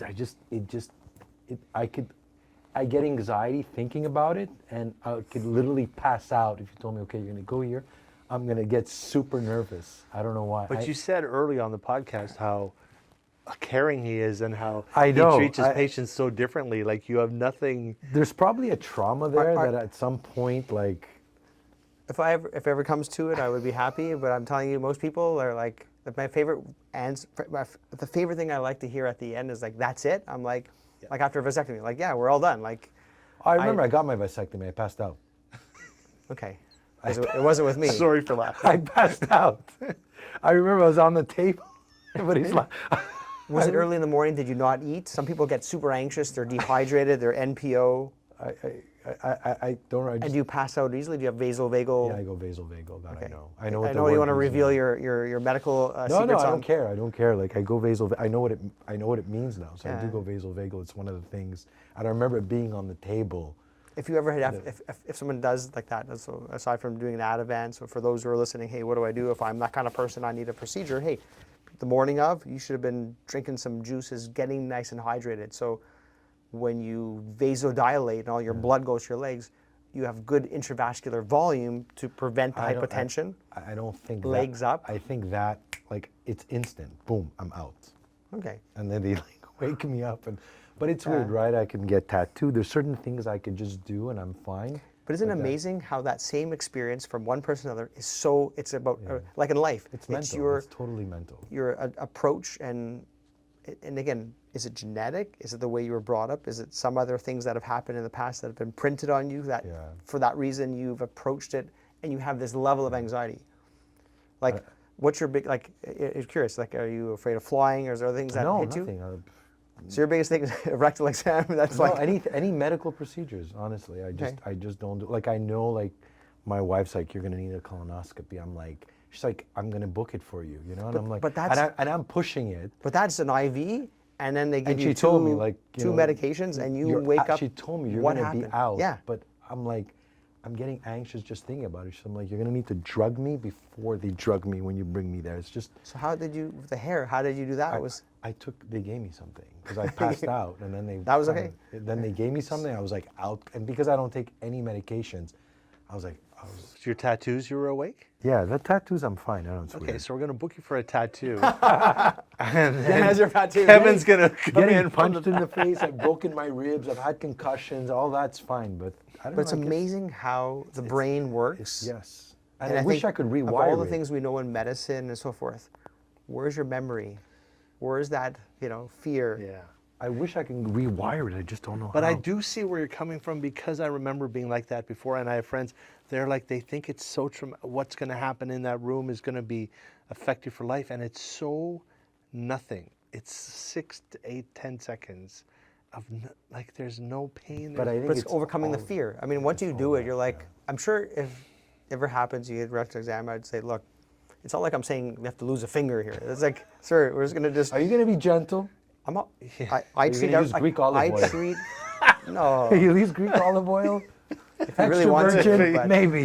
If it I makes use things medical easier grade for- gel that I normally use. But I think the key thing is going slow. And again, it sounds silly, but I actually learned from my patients. Where one of my initial patients, I was in Chicago, and he's a homosexual gentleman. And he said, "Look, these are the normal things that's going to happen when you do your prostate exams. You're going to get an anal wink and a contraction. Most, what's going on? It tightens. So what you don't want to do is like for people doing prostate biopsies. I've seen some of my colleagues they just bite in, and the patient yelps. You're pushing against the closed door. Yeah. Just sit against there. There's an initial contraction. You relax, and then it sounds funny, but I can see this patient. He told me, and he's damn right. And from that point on, every one of my patients benefit. And I think I just say at the end of the day, I'm going to treat you like it's mine. And most people at the end, I'm like, that's it. See, when I did my vasectomy, I'm not going to say which doctor it was, but I felt like he was pulling cables out of a car. It was like, and it was so rough. I was like, and I remembered it because I was like, it wasn't like gentle. It wasn't like, it was like, clack, and I just. But did you see that at the initial consult? No, because I just booked them. Like it was like a last minute decision to do it. And I remember getting out of there and I was just like traumatized. And then I did the stupidity of him. You're supposed to wear tight underwear, right? Again, it's part of like rest, ice, compression, elevation, any kind of. And you're supposed to wear tight underwear. Recommended. Yeah. Yeah, I thought it was loose underwear. And I just remember, like, 2 days later, I was in so much pain. I didn't put anything. I didn't do anything. I was like. Yeah. Day 1, day 2 is where all the anesthesia wore. Yeah. That's where your peak of your inflammation is. So anti-inflammatory is ice. But it was worth it. Yeah. Shooting blanks. Prostate exam, it doesn't matter what kind of underwear. Vasectomy, A-OK. Rectal exam for 10 seconds is a tough thing. So anyways, I don't want to harp on it, but it's recommended 50 plus, so once a year, and this part of your tune-up. We'll wait. Yeah. So guys, I hope you enjoyed this episode. Dr. Kevin Zorn and our guest, Kat Spencer. Thank you so much for coming on the show. Thank you, Nick. I've learned a lot about you today. No, more than you wanted. I need to know when that exam is booked, even if it's a couple years from now. Well, I'll send you the sample. He's the best. He's the best. Well, thank you. Can you masturbate too much? Is it healthy to masturbate? And what is a healthy recommended Are you asking dose? for a friend? Yeah. Or is this you're asking for a friend, right? It's a friend, it's not me. A friend asked me. Just clearing that up. So wearing my medical hat, I mean, there's certainly some of the benefits, as we know, from having an orgasm, hormonally, endorphins, vascular, there's a huge endorphin release. Everyone kind of feels like, wow, I can go take a nap now. I feel real, stress relief, and there's some benefits of it. So aside from cardiovascular factors, which people ask is unsafe to take Viagra, Cialis, and it's like doing 6 Mets on a treadmill. So having sex is 6 Mets, and so it's cardiovascular exercise. 2, there's the orgasm and the benefits of the hormones that are released, stress relief, kind of rebalancing that hormone stress that some people have. But there's some science from 2016. There's a publication showing patients who ejaculated 20 times or more a month versus those 4 to 7, so like once a week or less, had 20% less chance of developing prostate cancer. Don't understand the full nature. Is there some backlog of some of those materials that then is a pressure gradient. We don't know, but it's not harmful. If anything, I think there's beneficial aspects. 20 times a month. 20 times a month. Like every 2 days. So I don't Well, recommend just take it. weekends off. Is what they're saying. Monday to Can't write a Friday. prescription for a gentleman and say, hey, you know, tell your wife or your partner that you must do this, but whether it be a solo or with a partner, there's no further studies in that regard, but certainly if there's something that works together as a relationship and the couple, great. If not, I think for that gentleman, you know, I would not advise against, maybe not in public or like in school zones or certain things like that. People are but- watching now the show, they're going to be like, honey, I'm sorry, I got to do it 20 times. But yeah, there's some, when we saw that article, I was like, wow, this is kind of like, this is great to hear. So, you know, there is, from a cancer standpoint, from prostate, I don't think it's ever been a randomized study. I'm not sure what company would sponsor such a, you know, clinical outcome data project, but certainly to your answer is, can I harm? No, there's no evidence of that. So no, so long as you're, you know, I guess using good lubrication, you're not going to. But can you do it, let's say you're doing it, I don't know, twice a day or 3 times a day. Can you overdo it? I don't think you'll harm things. I mean, I've had patients where, you know, they've come to see me and they're like, it burns to pee, and I'm, you know, if they're on the second and third round, then sometimes the genital, the erections are not as hard, or there's not good lubrication, and they'll cause more of a chafing, especially some of the older patients who come to see me. It's not just the young 15-year-olds who do this. There's some other men who are, and it's pretty interesting to see a wide variety of patients. That may be something where it's more like urethral chafing.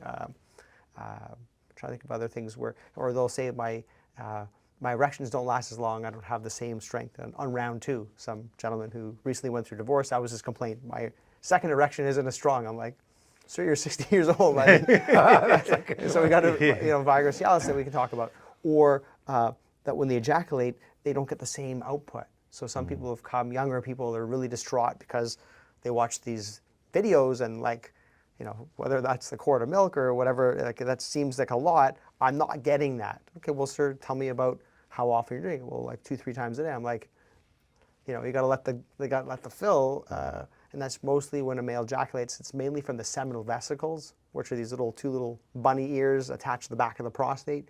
About 20% from the prostate secretions with that PSA we had talked about before that liquefies, and then a bit of the sperm. And that's what's get mixed together, and that's what comes out. You mentioned Cialis Viagra. This is such a hot topic still, although it's been around for a while. The first question I have is, I see all these ads for it just to buy it online and stuff. Is that safe? Well, it's still a prescribed medication in, I think, North America. You just can't just walk into the pharmacy and grab like Tylenol over the counter. There's still, you have to validate that your cardiovascular health. So if you're having active angina, chest pain, you have, you know, you can't tread up a slope at like 6 Mets and you're having chest pain. You know, you shouldn't be having sex. So that's part one. And number 2, that if you're using nitroglycerin, which some people have patches for, or, you know, known heart disease, and it lowers your blood pressure, you add in this PDE5, that's the class of medication of Viagra and Cialis, that can lower your blood pressure even more. So those are the contraindications. You have to make sure that's where the medical prescription. Then you get it at the pharmacy, and but there are people who buy them online, and maybe they contain some stuff, and some people it's all natural, and I like to tell them, you know, so is asbestos, so is cocaine, so is radon. Does not mean if it's all natural, it's always healthy for you. And there's some other, you know, online stores which, you know, you can't necessarily guarantee the product quality. So if you are, you know, so good the price, it's too good to be true. It probably is. And so it's your body. It's not like you're, you know, I'm going to try this on my car. If it's not a good wax, no big deal. It's your body. So what's in it, I don't know. And I think there needs to be those specifications, and people kind of look at Canada as being a reason to, you know, high quality. And so for that reason, I wouldn't think if you can just click online and get it at a cheaper price, it's as good. And I've seen patients who have done that, and they come to see me, or they get some special stuff at Costco and it's all natural. Like, just try this. And they come back and wow, they see the difference. So My fear is also, I think, on some of the online ones, you sort of, they trust you that you're being honest about your blood pressure. Like some guys might go, oh yeah, my blood pressure is fine. So But when it you might mean be, online, you meaning like these like quick, you know, I mean, the online- legitimate ones, Yeah. that you still have to, supposedly you're seeing a doctor, but you're just answering questions. So I'm a little skeptical. I mean, I've been invited to be part of this, and you can see a lot of volume of patients. You just read through, and you're right. You're at the judgment. At least in Quebec, we have something called the DSQ, so Dossier Santé Quebec. So with your RAM-Q number, I click and I have 3 access points. I can check your medications. I ask for your consent, and I can then open up, click, and I see all your active medications.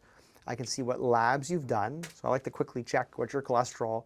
Sure, I'll give it to you as long as you don't meet the contraindications, but why do you have ED? And can I help you?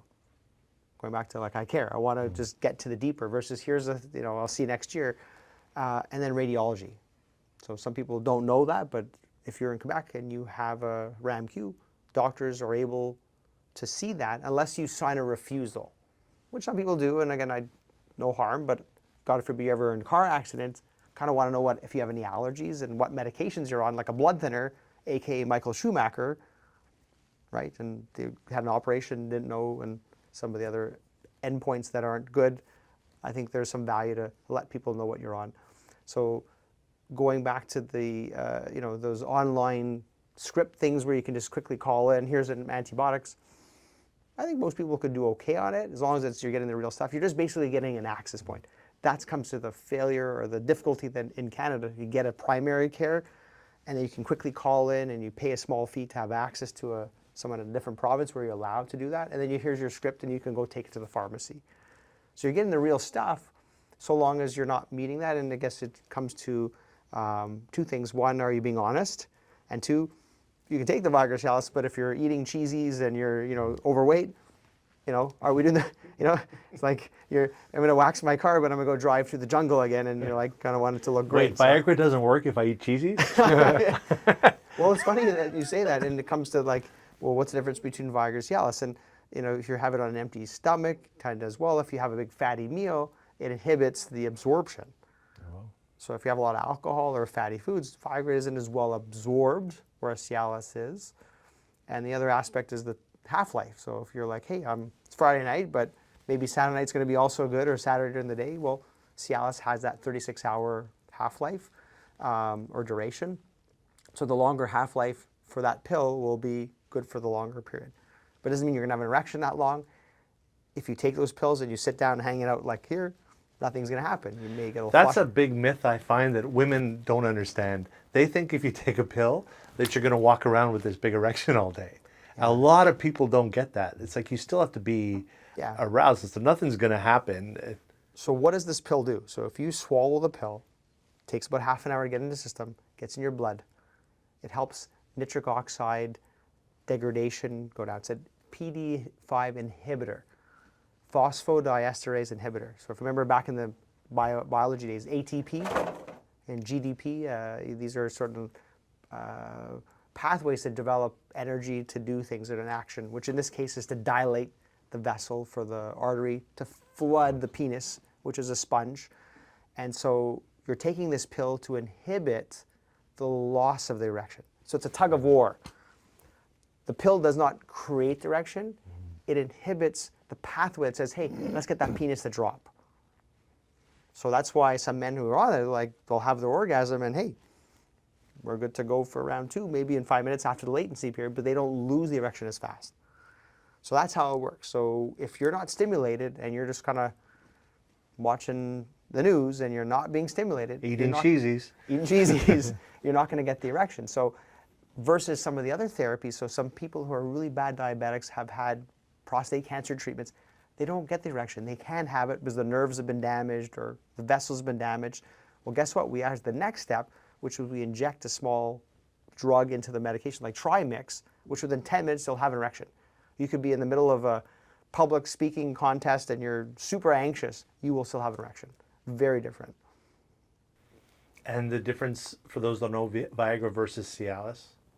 And Yeah. there's people I know that take Cialis every day too, right? So different doses. So you're right. So Cialis, the newer kid on the block, comes in a maximal dose of 20 milligrams versus the Viagra, which is 100. So people are like, oh, it's 5 times stronger. No, it's just that concentration. Like there's Flomax 0.4, and you got like Zatrol, which is another medication to relax the prostate, at 10 milligrams. Same outcome, just to do the dosing of the potency of the molecule. But the pill looks about the same size. One's blue, one's yellow. Shape is different. And really, So what do you mean? It's not the same consistency, is it? it's a pill. You actually cut in half. Okay. So which is different than some gelatins where you can't swallow. So you can crush them in powder. Some people have trouble swallowing. There's other things that can be done. And the whole Cialis, which is why they come up with the name, they thought of what's the most perfect female name?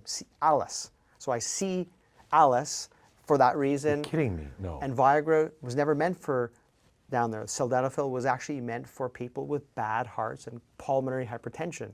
And they were giving this 3 times a day for bad lungs, for high blood pressure in the lungs. So people are going skiing up north and high up in altitudes where there's low oxygen content. If you take these medications, you may have easier time breathing. So it helps lower the hypertension that ensues when you're at hypoxic areas. So this is what this was given for, and secondarily they realized, wow, this improves erections. And the whole PD5, because there's PD4 and there's other ones in the eye and other parts of the body, which is why sometimes you take Viagra and you get flushing, or you see a bit of blue. Well, it affects the PD other receptors that are not necessarily down below. So at the end of the day, the difference is the dosing, 100 versus 20, impact of food or alcohol, duration. Some of the side effects, sometimes more muscular aches and pains for the Cialis, or flushing, blue vision for the Viagra, all less than 5%. Side effect of poverty, it's expensive. It's a cost to these, and they're not really well reimbursed, even if you have a cancer, by public healthcare systems. And the other aspect is, the contraindications we talked about, and then the daily dosing. So Cialis actually has a 5 milligrams once a day. So instead of saying, honey, let's wait half an hour because it takes about half an hour work in. Let's put this on pause, like the romance. Let's take a break. You can just take the daily 5 milligrams once a day, so that you'll peak on the 5th to 6th day as being what you would at 20 milligrams. Wow. But the benefit of the 5 is that it also has improvements in the way you urinate. It improves blood flow to the bladder, improves contractility of the bladder, and some degree of least resistance. So it has equivalency of what we see for Flomax without some of the ejaculatory dysfunctions. So there's that. And all these drugs, it may sound crazy, but if you type up PD5 inhibitors and cardioprotection, sometimes I tell the patient, we're going to just look at this medication, and the wife's over there not so thrilled, and isn't this dangerous for my husband? I'm like, oh, I'm so glad. Rotate the screen, and we look at some of these 16-year retrospective data and these meta-analyses of patients who've been on these PD5 inhibitors versus men who haven't.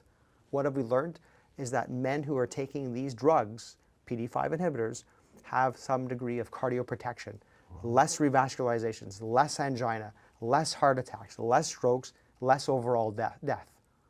Is it because they're having sex and having more endorphins, and some of the does that pull these patients who are then going to have sex as being going to the gym? Is there a better lifestyle, is there a better diet, better cholesterol? We don't know, but certainly if you engage and spend that much on a pill, more likely you're not going to go have your Jeezies, and you're gonna do the other stuff with it as well. So is it a direct cause or indirect? But it's not harmful, and at least those that we're seeing from retrospective seem to be cardioprotective. But since there's not going to be, or there's no imminent big study that's going to validate that, it won't be on the labeling. Insurance doesn't cover any of those pills? Private ones sometimes. Again, this is speaking of 20 years of taking out men's prostates for prostate cancer, and they come for what I call penile rehab. So after you take out the prostate and you save the nerves, well, the nerves have a bit of stretch, they're inflamed. It's called neuropraxia. It can take up to 6 or 12 months for those nerves to work again. In the meantime, we want to protect the penis from scarring, shortening, fibrosis. So we're going to give men these therapies, use it or lose it. So, and if at 3 months you're not doing well, I'll talk about those injections as a bridge until those nerves cut back to protect the penis. Because once that scarring and penile shortening occur, it's hard to undo that. and this is the thing where patients will, I'll explain this. Here's evidence from multiple studies showing this. And when you send it to the healthcare plans, no. They look at this as non-mandatory, and the whole sexual aspect is not, sexual health is not really labeled as a number one thing as, our healthcare system. It's just surviving, and we have costs to look at, and this is not a priority. And in certain healthcare, if you have, certain providers that are private insurers, they can, or some have, but again, like many times, you have to apply and you have to back and forth it. It's not an easy path, and until we see, like, Mark Cuban in the US has launched this sort of online platform at very low pricing for some of these generic drugs. So if you look up Mark Cuban, medications, a month's worth of Cialis, I checked the other day, it was like $8. Exactly, everyone's like, How's that like? yeah, so just check it out. Again, I'm not in the States, I don't have my license, but if you have, for those who are in the States, which used to be really ridiculously expensive, he's dramatically changed that pricing scheme, and you kind of realize, wow, there's a reason why these CEOs are driving, have helicopters. You're like, there's a tremendous upmarking on pricing that is not really as regulated as some of the, what healthcare providers are doing for their, consultation visits and so forth. No further questions. Penile girth. So yeah, I mean, I think, the whole aspect of, back in the 80s when women want to get their augmentations, it was under the radar. No one talked about it. If it was, it was the talk of the town. Now it seems to be, most people are doing this, as a birthday present when they're 20 or 21. And understandably, because I think the female body and, the beauty behind it and staying young and the certain shape that we aim for. And entering in now, men and looking for hair, wrinkles. I want to have a better jawline. And we have options. And you click online, you can go get anything on Amazon. And the whole idea, well, I think the male dream is to have a longer phallus or, penile girth. Certain patients have come to see me where their partner doesn't have the same sensation. There may be, the male part and the female part may not, you don't match up with someone and say, hey, look, what size are you, and are we compatible? And so for those that have come to see me for the girth enhancement, so there's different types of techniques, but I think many years have gone by where people have tried silicone or implants or collagen, and they are sometimes irreversible, asymmetric, lumpy, infections.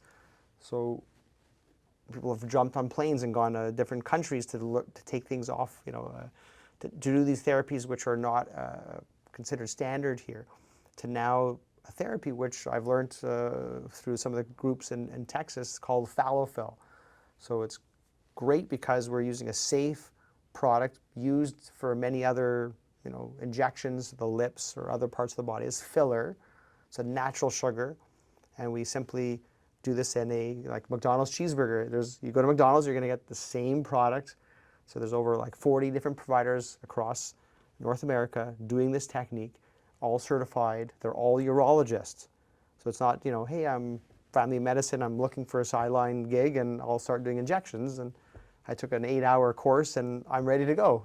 Let me trust you with my genitals. Whereas a urologist, we're able to manage all elements. So that was key thing in the Fallofill. It's led and done by urologists. A lot of research being done over like 75,000 patients, all by the same technique.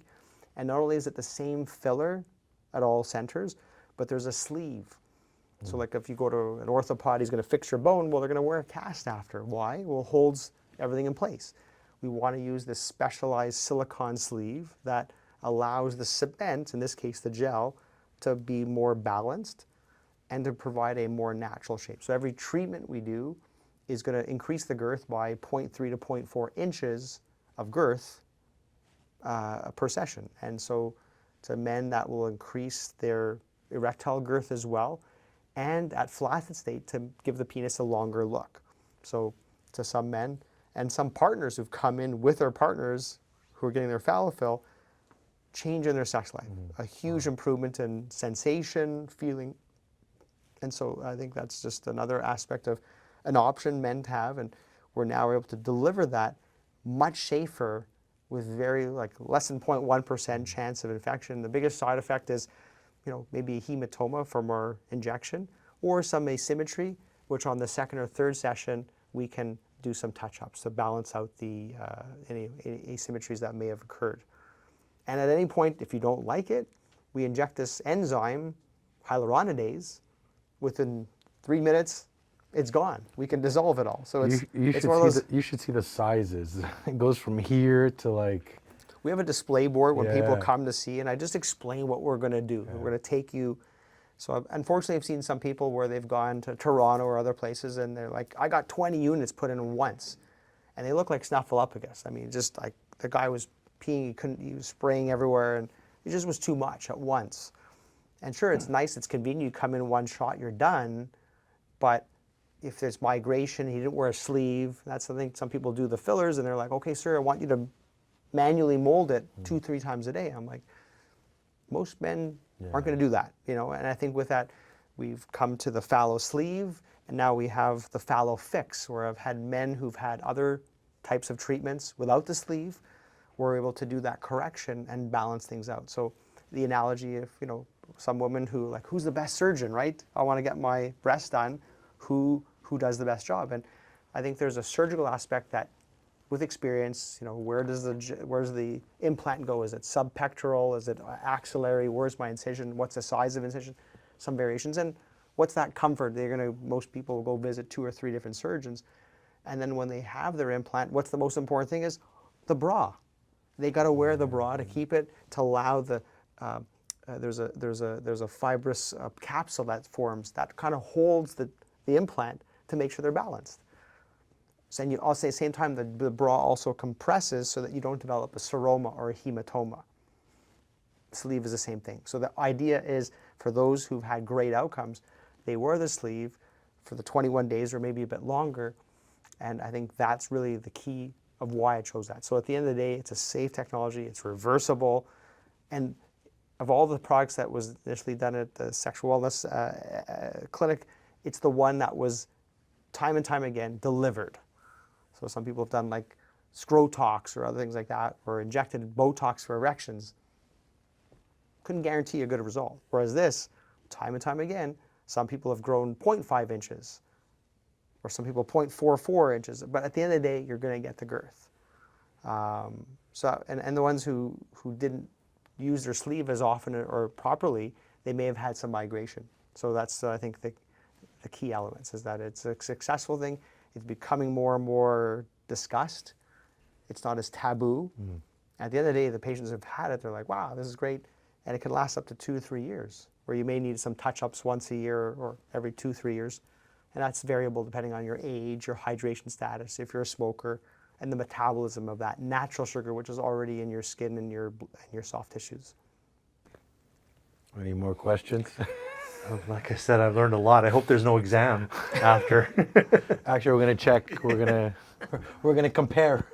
So my follow-up question to that would be like, is this mainly for the guy, or is this helping the female partner as well? So, I've had several patients where their partner came in the room to be part of, treatment 2 or 3, and why isn't this being talked about more? Like, this is amazing. Like, some partners will have sex with their husband, and that's great, but they'll have to get their toy out to get the orgasm, because they also don't want to not have an orgasm. The gentleman gets the orgasm, but the female doesn't. And does it have to do with the clitoral stimulation? Does it have to do with the size of the vaginal stretch? And so those patients who come with their partners, like I think of 5 or 6 patients where the partners were delighted. They're like, this should be talked about more. It now allows them to have the volume or size that they naturally would need to get the stimulation for erection. And at the same time, it drives the partner, because now the gentleman's like, I did that. Like Tom Hanks and I made fire. In this case, and I think it leads to the couple and the relationship, the discussion, And it completely is, what's great about it, it doesn't look like, you're doing this once a month and you can stop at any point, depends on what size you want to get. And it's quite natural. It doesn't look like, pursed lips where you've injected too much and you can see it a mile away. It's meant to be subtle, and at erection, it feels the same. It's not like there's a lumpiness. It's all soft, and it's impressive how that not just the male, but the female partner, at least the ones I've communicated, have all said this has enhanced their sex life. So what is hyaluronic acid? Where do you inject it? Where? Okay, so HA is a sugar. Okay. We all have it as part of our skin. We have elastin, water, and that's why as we get older, it goes down in volume. That's why we get drier skin and wrinkly skin. What gives it that youthful bounce is those chemicals, and that's why people are injecting it on their jawline and their lips, other parts of the body as fillers to spread out wrinkles, hold water. Okay. So think of it as a sponge. It's already in your body. It gets metabolized. It doesn't always last forever, but quick injection, and each syringe is about 1 cc, and the ones we use for Fallofill is 1.2. So if you got, 5 syringes, it's actually like getting 6 cc. So most other gels are 1 cc. So, And you inject that on the side of the penis. yeah. So if you look at the phallus, down hanging, you're gonna usually, with our marker, we're gonna draw along the lateral borders of the phallus. Why? Is on the front part of the penis, we have a big vein and artery and neurovascular bundle.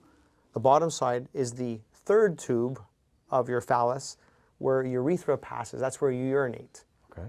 And then you have the 2 corporal bodies. So along the lateral sides, if we ever wanted to inject something to create an erection, it's along that avascular line. Super thin skin, not much fat, not much in the way. You just simply, in this case, we'll put it looks like Vaseline onto the phallus. In that there's like 23% lidocaine and tetracaine. And I'll let you hang out for 10 minutes. You don't feel anything. It's pretty impressive. So people are like, impressed by, this is like called a Zornification. I added this part. Zornification. So again, throughout 2 decades of working with plastic surgeons and others who do injectables, they're like, have you heard of this? And it's this tetracaine, lidocaine, and lipothiene, which is this really fatty element that allows it to penetrate to that dead skin and get in that thin membrane. So you do that, and then 10 minutes later, you then do your hydrodissection. We put in it with a very small insulin needle, a 30 gauge, tiny, and make these little blebs and tunnel under the skin and lift the skin away from the corporal body. So now we've created the space, and then depending on the length of your phallus, so if you're really endowed, you may need more syringes, but on average, 4 to 6 units or syringes per penis is what we would use for Fallofill, depending on the length, and that's 2 or 3 per side. And as you're just simply advance your needle, you squeeze and you deposit, almost like you're doing a caulking gun beneath the skin, and you see the results. You look down. Right away. It's just right away. Yeah. And it's impressive. People look down and like, there Instantly. it is. Instant. So if you feel it, it'll feel like Jello. It doesn't feel like hard or like, some other people with silicone, you go in there. Wait, I walk in and I walk out and it's bigger. Yes. And then we want to hold it there with The fact that it's instant, I'm like. Well, it's kind of like your Amazon now. Like, other things that we do, it's like you have to do. No, but everyone likes it because they get it. It's like Prime. Like you're getting it now versus like if we give medications for the prostate. Yeah. Sir, you're going to take this med. It's going to shrink your prostate, but it takes 3 to 6 months to work, right? There's no instant gratification. You take this pill to lower your cholesterol. It's going to be paper happy. Look, my cholesterol went down. I don't feel any different. I'm sure you've had clients who are super in great shape, but their cholesterol genetically is high. So you give them this, but you're taking this pill. So unless you do that teaching moment saying, wow, and with these numbers, based on this history, we're going to lower your heart disease, you're not going to feel much difference. Whereas if you're coming in, you're like, look, I'm a grower, but when I'm cold and I'm wearing my bathing suit, I don't look like I have much. But part of the reason some people do that is we do the Fallofill. It gives it its girth. It stays longer. It doesn't have that contraction like our scrotum. When you're cold, our body's going to do whatever it can to keep those testicles at 36 degrees. Why 36? Because that's where sperm's made. That's why our testicles are outside. God forbid that. And if you have cryptorchidis and your testicles are higher, why do we want to get them down early? Because if they're up higher, higher chance of cancer in the testicles, and secondly, they don't grow, and third, the spermatogenesis as well. Or if you have a varicocele, we want to get rid of the varicocele, they keep them too hot. So when it comes to these injections, is it only for girth enhancement? So initially, that's what where we started with in the penis. Some men also want the glands of the head to be bigger, so I've injected there. And we also have a technique called the long shot, which is based on these 7 or 8 other clinical studies for men with premature ejaculation. So if you we don't talk much about it, but once you hit 50 plus, 40 to 50% of men are going to have some erectile dysfunction, every decade growing by 10%. But 30 to 40% of men have premature ejaculation. We just don't talk about it. And sometimes that creates a lot of anxiety in the relationship. So rather than taking pills by mouth like SSRIs or sprays that numb the penis, we have the long shot. We inject the hyaluronic acid under the skin near the glands and base of the penis where we have kind of the male G-spot. So when males are stimulating and going to have an orgasm, it's typically that area. And if we can buffer those nerves with this gel, we increase the latency time from sexual activity to orgasm for these patients, sometimes 1 minute or less, to 5 or 6 minutes, which is the average time most men are lasting. And then, some people have also used, there's this potential utilization of scrotox. We're using Botox to inject into the scrotal wall for patients who want to have, longer looking testicles. I'm not, it's not the box office selling, but there has been reported, not a big part of the practice, but there are people who are injecting other materials like Botox into the cremasteric muscle. So at any point when you're looking at a baby and you tickle their leg or they're cold, the testicles are yo-yoing. Why? It's just those cremasteric muscles. So it's called a cremasteric reflex, which are, again, trying to keep the testicles to the right temperature. And some people want to make themselves look longer, and that would be where it's done. Some people have also injected into the penis, hoping to get better erections. The data is not really there. I don't really endorse that. We have many other things for that. Hey guys, Nick Drossos. Dr. Kevin Zorn, Hope you guys enjoyed this episode. Make sure to subscribe, hit the bell. and we'll see you next week.